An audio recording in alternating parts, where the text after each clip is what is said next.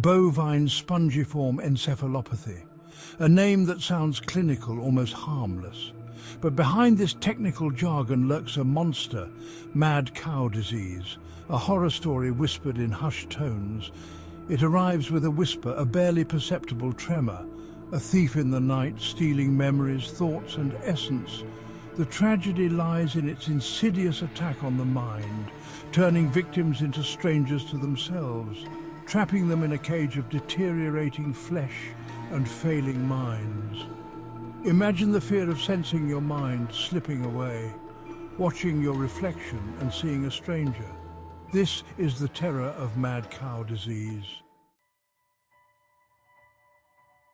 The insidious nature of mad cow disease is most evident in its attack on the mind. It is a slow, agonizing unraveling, a descent into a labyrinth of confusion and fear. Imagine forgetting the faces of loved ones, their names reduced to a meaningless jumble of sounds.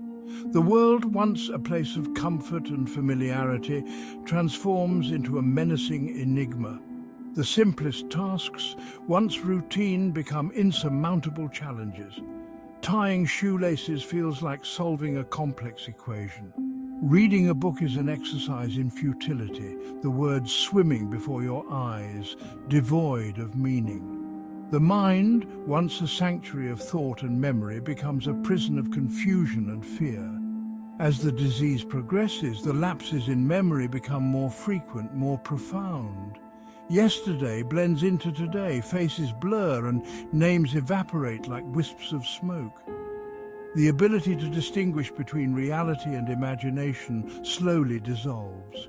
The line between dreams and waking life becomes blurred, a terrifying tapestry woven from fragments of memory and hallucinations. The mind, once a source of strength and identity, is now the enemy, a traitor within. The physical deterioration mirrors the mental decline. A macabre dance of failing synapses and misfiring neurons, muscles twitch involuntarily, a constant reminder of the enemy within. Movements become jerky, uncoordinated, like a puppet controlled by fraying strings. The once familiar body turns into a stranger, a source of fear and revulsion. The disease is relentless, tightening its grip with each passing day. Walking, once effortless, becomes a laborious ordeal. The simplest actions, lifting a cup, turning a doorknob, require immense effort. The body, once a vessel of strength and vitality, is now a prison. Its bars forged from failing muscles and shattered nerves. The once steady gait becomes a stumbling shuffle.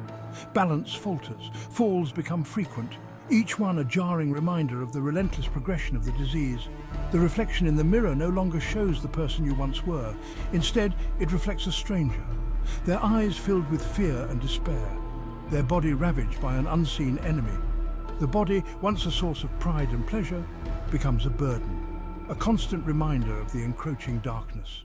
Hallucinations begin as fleeting shadows, easily dismissed as tricks of the light or figments of a tired mind.